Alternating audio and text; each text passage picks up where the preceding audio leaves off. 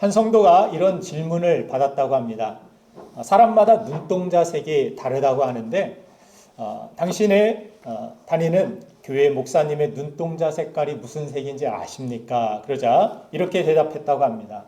글쎄요, 잘 모르겠는데요. 기도할 때는 목사님이 눈을 감으시고 설교할 때는 제가 눈을 감아서 한 번도 목사님의 눈동자를 본 적이 없습니다. 여러분, 제 눈동자 색은 몰라도 되지만 바라기는 이 시간 바울처럼 정말 여러분들의 영혼의 눈이 떠져서 전능하신 영광의 그 하나님을 보게 되기를 간절히 소망합니다. 하나님께 시선을 고정함으로 말미암아 우리 안에 있는 모든 두려움과 문제를 뛰어넘는 믿음으로 승리하는 여러분들이 되시기를 간절히 소망합니다. 세상에는 우리에게 소중한 것들이 많이 있습니다. 그러나 그 중에 제일은 하나님 다음으로 우리 자녀들이라 생각이 됩니다. 그러기에 세상의 모든 부모들이 자녀를 위한 수고와 희생을 마다하지 않는 것입니다. 그런데 안타까운 것은 자녀들이 부모의 마음대로 척척 되지 않는다라는 사실입니다. 특히 요즘 같은 시대에는 자녀를 키우는 것이 너무나도 어렵다라는 이야기를 많이 합니다. 언젠가 어느 젊은 엄마가 그런 말을 하는 것을 들었습니다. 성경에 보면은 자식은 하나님이 주신 상급이라고 이야기했는데 어떤 때는 저에게 벌을 주시는 것 같습니다. 재치 있는 조크였다라고 생각되지만 요즘 아이들을 키우는 것이 그만큼 힘들기 때문에 그런 이야기를 하지 않았을까 생각이 됩니다. 이 땅의 부모들이 안고 있는 최고의 관심사가 있다라면 그것은 이 시대에서 자녀를 어떻게 잘 양육할 것인가 하는 문제일 것입니다. 어떻게 양육해야 이 냉정하고 이 각박한 세상을 이 자녀들이 살아가는 데 도움을 줄 수 있을까 하는 그러한 걱정이 부모들에게 있는 것입니다. 부모 노릇하기 어려운 이 시대에 오늘 성경은 자녀를 복되게 하고 건강한 가정을 주시기 위해 주시는 선물과 같은 하나님의 말씀이라고 저는 믿습니다. 저는 오늘 예배하는 여러분들의 가정이 오늘 이 말씀을 통해 이 예배를 통해 하나님의 은혜와 축복으로 하나님이 보시기에 아름답고 건강한 가정이 되기를 주님의 이름으로 축복합니다. 여러분들의 자녀를 하나님께서 붙들어 주셔서 험한 이 세상에서도 각박한 이 세상 가운데서도 하나님의 보호하심과 능력으로 세상에 선한 영향력을 주며 사는 복된 인생이 되기를 주님의 이름으로 간절히 축원합니다. 자, 그런 가정과 자녀가 되기 위해서 오늘 성경이 제시하여 주시는 첫 번째 가르침, 첫 번째 선물은 바로 하나님을 경외하는 믿음을 갖고 또한 그 믿음을 전수하라는 것입니다. 하나님을 경외하는 삶, 경외한다라는 것은 무엇보다 우선순위, 소중하게 여긴다라는 뜻입니다. 우리가 잘 알고 있듯이 믿음의 조상 아브라함은 순종의 사람으로 유명합니다. 그의 순종의 이유는 무엇보다 하나님이 우선순위였기 때문임을 성경은 강조합니다. 여러분들 믿음이 무엇입니까? 인생의 우선순위가 세상의 다른 것에서 하나님으로 바뀐 것, 이것이 믿음입니다.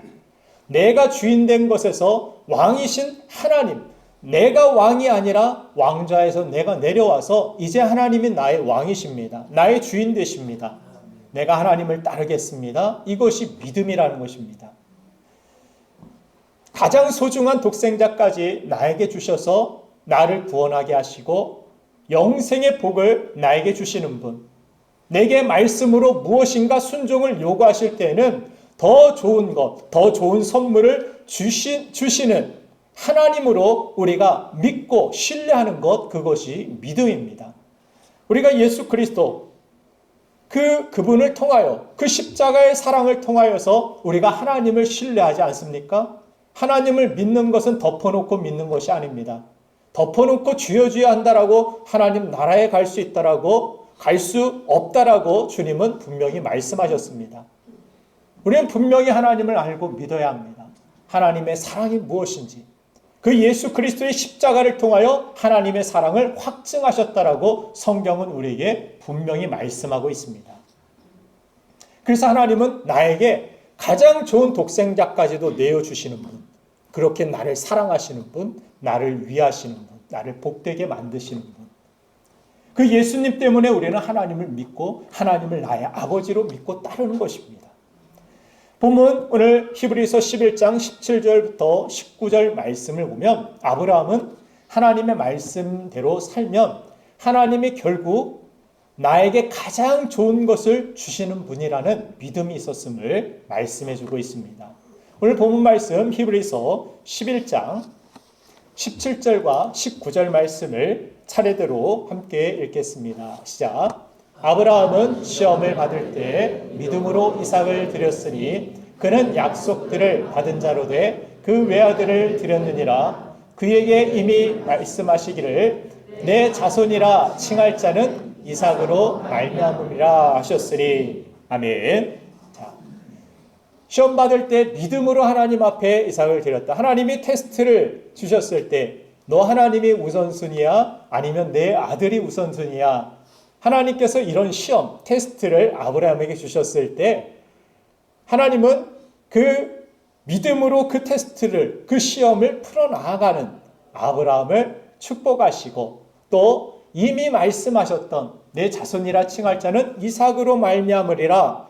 이삭을 하나님께서 바치라 하실 때 죽이시기 위한 바침이 아니라 하나님께서 이삭을 통하여서 분명히 그 후손들을 낳게 하셨으면 하나님은 이 아들을 드려도 죽이시는 분이 아니야. 죽었다 할지라도 다시 살리시는 분이시야. 그런 하나님이시야. 하나님의 약속을 믿었고 그로 말미암아 순종으로 하나님 앞에 나아갔다라고 성경은 말씀합니다. 그래서 이 순종이, 이 믿음이 바로 하나님을 경외하였다라는 인정을 받게 되는 것을 성경은 기록하고 있습니다. 창세기 22장 12절 말씀을 보면 같이 한번 읽어볼까요? 이런 말씀이 있습니다. 시작. 사자가 이르시되 그 아이에게 내 손을 대지 말라. 그에게 아무 일도 하지 말라. 내가 내 아들을 붙잡아가지고 내게 아끼지 아니하였으니 내가 이제야 내가 하나님을 경외하는 줄을 안다. 아멘. 하나님이 정말 우선순위인지 우리의 삶에서 때때로 다가오는 시험들, 테스트들, 예배가 정말 중심인지, 우리가 하나님 앞에 헌신하는 것이 중심인지, 우리의 삶 가운데 모습들을 통하여서 하나님께서는 우리에게 테스트들, 믿음의 시험 문제들을 주신다라는 것을 알 수 있습니다. 그런데 그때 아브라함은 분명한 믿음, 하나님을 경외하는 분명한 믿음이 있었기 때문에 이제야 네가 나를 경외하는 줄 알았다, 이런 말씀을 하나님께서 하십니다. 독자 아들을 제단 제물로 바치라는 그런 명령이 아브라함에게 들려졌을 때 인간적으로 생각했을 때는 얼마나 이 말씀이 모순적이고 비상식적인 그런 말씀으로 들렸겠습니까? 또한 집에서 장난감을 가지고 놀다가 갑자기 모리아산에 끌려와서 제단에 누워있는 이 아들 이삭은 그 제단에 누워서 무슨 생각을 했을까요? 여러분들의 집에서 잘 놀고 있다가 오늘 주일이니까 예배 드리러 가야 돼 하고 집에서 놀고 싶은데, 게임하고 싶은데 예배 드리러 교회에 끌려 나오다시피 한 여러분들의 자녀들은 또한 무슨 생각을 할까요? 부모를 원망하는 마음이 있을지도 모르겠습니다. 그런 자녀를 바라보면서 쉬게 하고 놀고 싶게 만들고 싶은 그런 마음이 부모에게도 있을지 모릅니다. 그런데 중요한 사실은 그럼에도 불구하고 하나님이 원하시는 뜻을 향하여서 나의 판단, 자녀의 생각을 뒤로 하고 우선순위를 따라서 하나님을 경외한 아브라함에게 하나님은 복을 주셨다라는 사실입니다. 창세기 22장 18절 말씀에 하나님께서 그 경외함의 테스트를 거친 아브라함의 복을 주시는 모습이 나오는데 같이 읽겠습니다. 시작.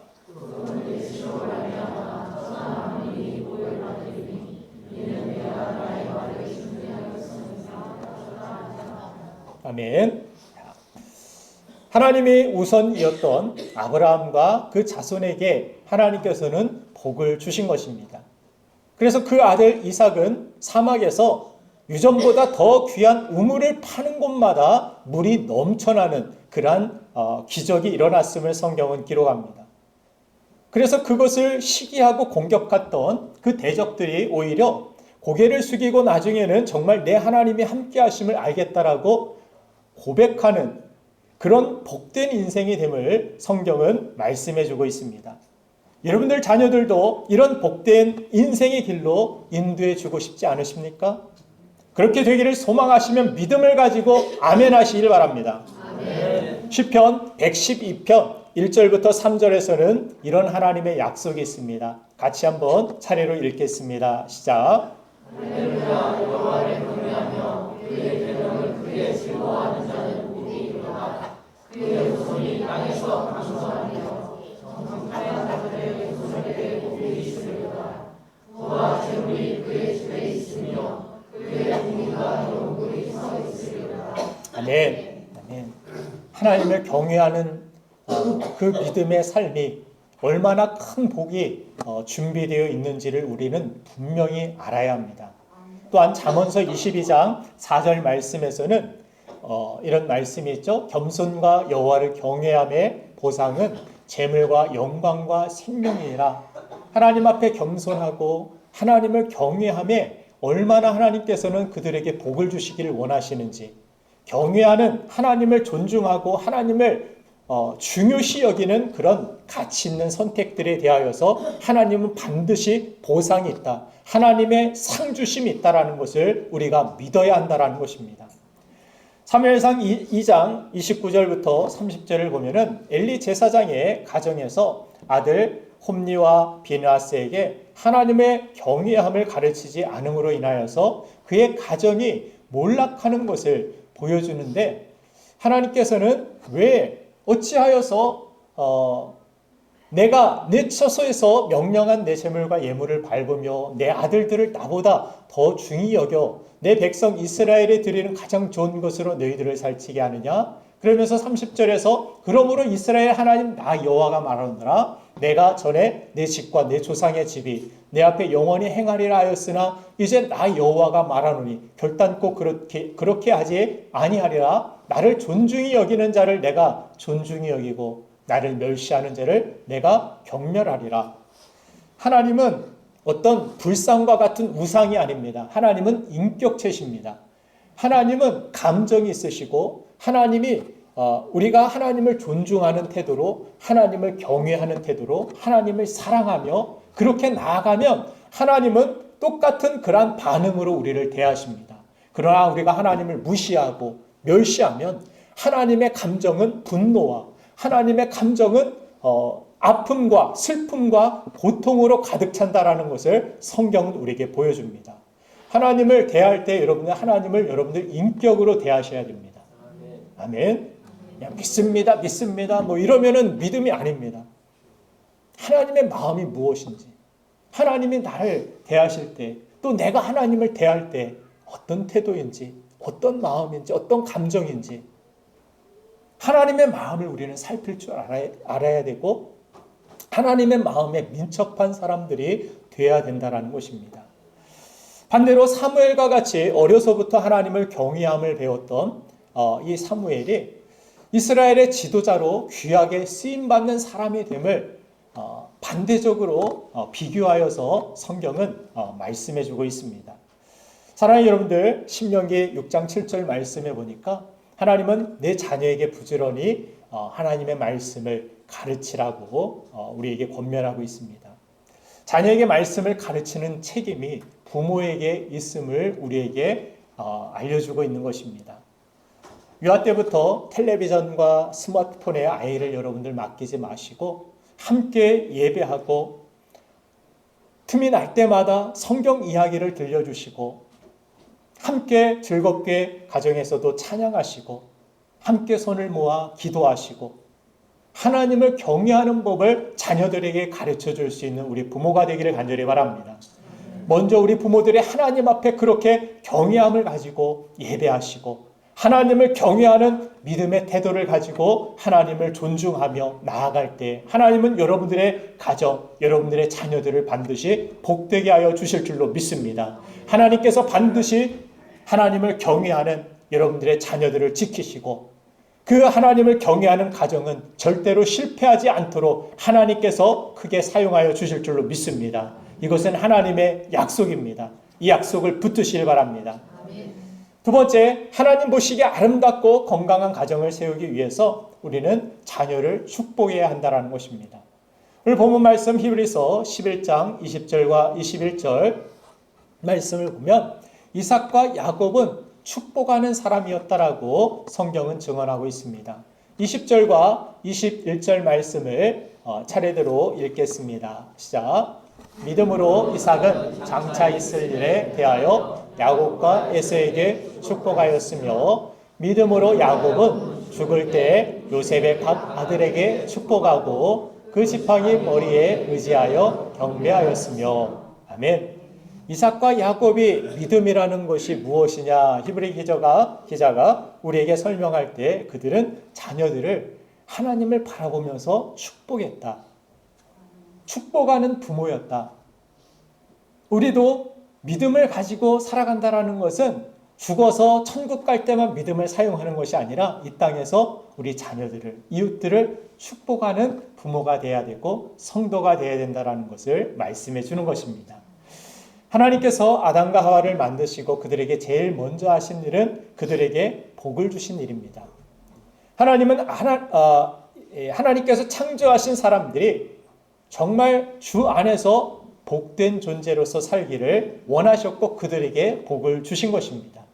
하나님께서는 이후에 부모를 통해서 자녀들을 축복하게 하셨음을 성경을 통해 우리에게 잘 보여줍니다. 노아의 자녀인 셈과 함과 야벳에게 축복과 저주를 한 그대로 이루어지는 것을 성경은 우리에게 증언합니다. 또한 아브라함이 이삭을 축복하고 이삭이 야곱을 축복하고 야곱은 그의 12아들을 축복하였는데 구약 성경을 살펴보면 이스라엘 12지파가 야곱의 예언대로 축복한 그대로 되어감에 우리는 놀람을 금치 못하게 되는 것입니다. 야곱이 생명을 걸고 장자가 되려고 했던 것도 장자에게는 축복의 권한이 주어졌기 때문입니다. 족장시대에는 주로 부모님을 통하여서 자손을 축복하셨는데 족장시대가 지나가고 난 다음에는 율법시대가 되면서 하나님은 제사장들에게 이 축복권을 주신 것을 보게 됩니다. 그래서 아론과 그 아들들에게 하나님께서 그 축복권을 약속하여 주시면서 민수기 6장 24절부터 27절은 이렇게 설명하고 있습니다. 같이 읽겠습니다. 시작. 여호와는 그에게 복을 주시고 너를 지키시기를 원하며 여호와는 그의 얼굴을 그에게 주시사 은혜 주시기를 원하며 여호와는 그 얼굴을 내게로 향하여 쓰사 평강 주시기를 원하노라. 그들은 이같이 내 이름으로 이스라엘 자손에게 축복하리니 내가 그들에게 복을 주리라. 아멘. 제사장이 이스라엘 백성들을 축복하면 그 축복이 반드시 하나님께서 그를 통하여서 이스라엘 백성들에 흘러가게 된다라는 하나님의 약속이 있었습니다. 이 신약 시대에 오면서 하나님은 우리들을 왕 같은 제사장들이라 이렇게 불러주십니다. 우리도 자녀들을 위해서, 이웃들을 위해서 열방을 향하여 축복하는 그 축복의 권세를 우리 하나님의 백성들 모두에게 주셨다라는 것을 여러분들이 믿으시길 바랍니다. 그래서 마가복음 10장 16절에 보니까 예수님께서도 이 땅에서 하신 사역 가운데 이 땅에 어린 아이들을 안수하시고 축복하셨던 모습을 성경은 기록합니다. 또한 마태복음 10장 13절 말씀을 보니까 그 집이 이에 합당하면 너희 빈 평안이 거기 임할 것이요라는 하나님 주님이 주신 말씀이 있습니다. 그리고 만일 합당치 아니하면 그 평안이 자기에게 돌아올 것임을 주님은 말씀하시면서 우리가 이 세상에서 어떻게 살아가야 되느냐, 어떤 존재로 살아가야 되느냐, 전도도 그냥 무조건 예수 믿으세요, 예수 믿으세요, 이렇게 증언하는 그런 방법도 있을지 모르겠지만 예수님께서 제시하신 가장 좋은 방법 중에 하나는 그 집에 가서 평안을 빌라라는 거예요. 평안하십시오. 당신이 평안하길 원합니다. 이 가정이 평안하길 원합니다. 이 가정이 하나님의 복을 받기를 원합니다. 축복을 전해주고 평안을 전해주는 것, 주님이 가르쳐 주신 가장 좋은 전도 방법이라 저는 생각을 합니다. 이처럼 하나님은 사람들에게 복을 주시기를 끊임없이 원하셨던 분임을 성경은 우리에게 말씀합니다. 하나님은 부모를 통하여 자녀가 복을 받고 마음 같은 제사장인 성도들이 세상을 축복하여 이웃들이 복을 받기를 원하신다라는 것, 이것이 하나님의 선하신 뜻임을 우리는 분명히 깨달아야 합니다. 오늘 본문 말씀에서도 이삭과 야곱이 자녀를 축복한 것이 그들의 믿음이었다라고 성경은 증언합니다. 우리의 믿음이 그렇게 세상을 향하여서, 우리 자녀들을 향하여서 축복하는 존재라는 사실, 내가 축복하면 하나님께서 그들을 반드시 축복해 주실 거야. 내가 자녀들을 축복하면 반드시 하나님께서는 그렇게 하나님께서 되게 하실 거야. 복을 받는 존재가 될 거야. 이 믿음을 가지고 축복하라는 것입니다. 실제로 야곱의 가정은 아내가 4명이고 자식이 수도 없죠. 그런데 그 가정 안에서 일어나는 문제들도 보면 근친상간, 살해 시도, 말도 안 되는 복잡한 문제들이 이 가정에서 일어납니다. 근데 중요한 사실은 이런 가정에서 이스라엘의 근간인 12지파가 세워지게 된다는 사실입니다. 하나님의 은혜가 부어지면 이런 콩가루 지방 같이 보이는 이런 가정도 뼈대 있는 믿음의 명문 가정이 됨을 우리에게 하나님께서는 보여주신다라고 믿습니다. 아멘. 우리 가정이 아무리 엮이는 가정이라 할지라도 회복되는 하나님의 역사가 반드시 있다라는 사실을 우리에게 보여주는 것입니다. 아멘. 성경은 그래서 믿음은 바라는 것들의 실상이라 말씀합니다. 로마서 6장 11절 말씀을 보면 여길지어다 라는 그러한 동사가 사용되어 있는 모습을 봅니다. 한번 같이 로마서 6장 11절을 읽어보겠습니다. 시작.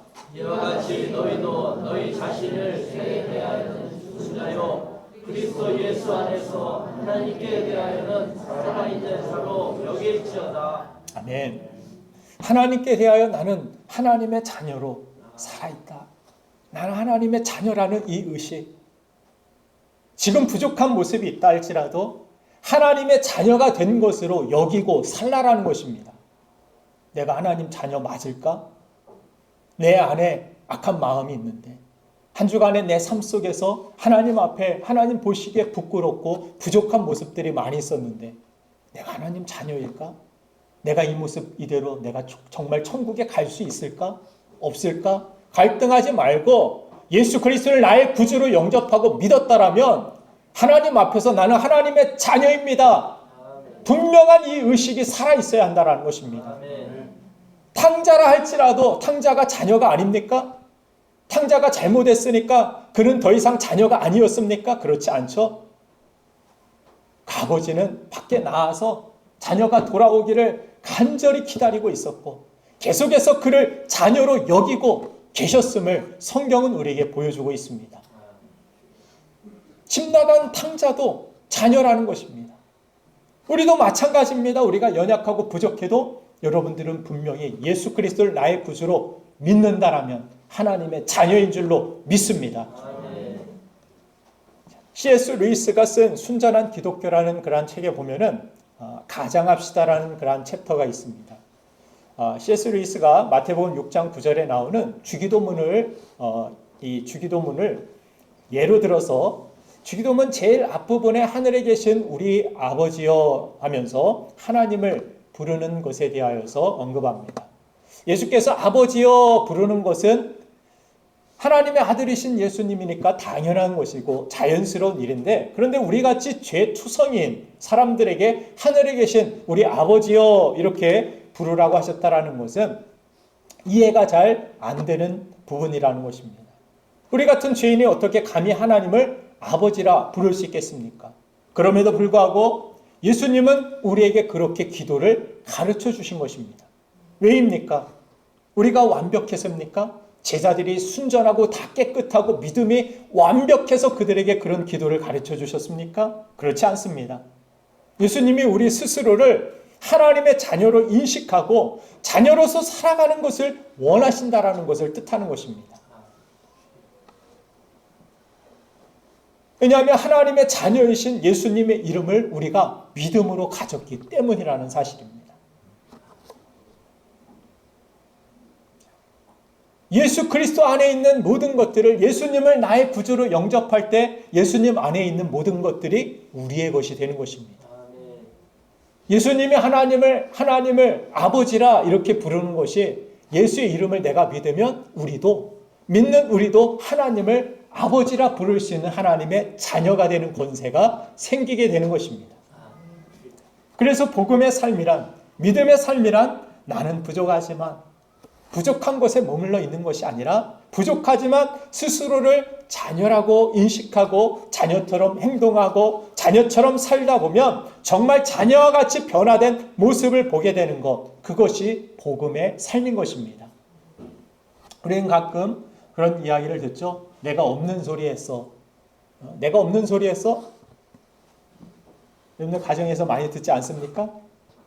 내가 있는 소리 했지 다 내가 없는 소리 했어. 그런데 여러분들 있는 소리를 할지라도 가능한 좋은 이야기를 우리가 찾아내지 않는다라면 그 사람은 복음을 아는 사람이라고 할 수 없습니다. 왜 그렇습니까? 복음을 아는 사람이라면 내 자신이 또한 다른 사람들이 정말 없는 소리 안 하고 정말 사실대로 이야기하자라면 그 사람은 정말 어떤 구원의 턱걸이에도 미치지 못하는 그러한 사람이고 하나님의 은혜와 축복을 받을 수 없는 그러한 자격 없는 사람이라 할지라도, 그러나 하나님이 바라보실 때에는 예수 그리스도를 나의 구주로 영접하는 자들은 다 하나같이 귀한 하나님의 자녀들이며 또한 그들이 하나님을 믿음으로 말미암아서 다른 사람들을 또한 자녀들을 축복하게 될 때에 그 축복이 반드시 그들에게 임한다라는 사실, 이것을 우리가 믿어야 한다라는 것입니다. 부모들이 우리 자녀들을 바라볼 때 공부해라 그런 이야기를 자주 합니다. 그만 놀고 그만 게임하고 공부해. 공부하라는 그러한 주문으로 공부를 잘할 수 있다라면 공부 못할 사람은 이 세상에 아무도 없을 것입니다. 여러분들이 해봐서 알지 않습니까? 자, 본인들이 해도 안 되니까 자신들이 제일 힘들고 시험 기간이 지나고 나면은 우리 중고등부 예배를 드릴 때 분위기가 참 무거워짐을 저는 느낍니다. 얼마 전에 시험 기간이 끝났는데 아이들이 준비 아니라고도 힘들었고 원하는 성적을 받지 못해서도 마음이 무겁고 힘들고 마음같이 안 되니까 자기들이 제일 힘듭니다.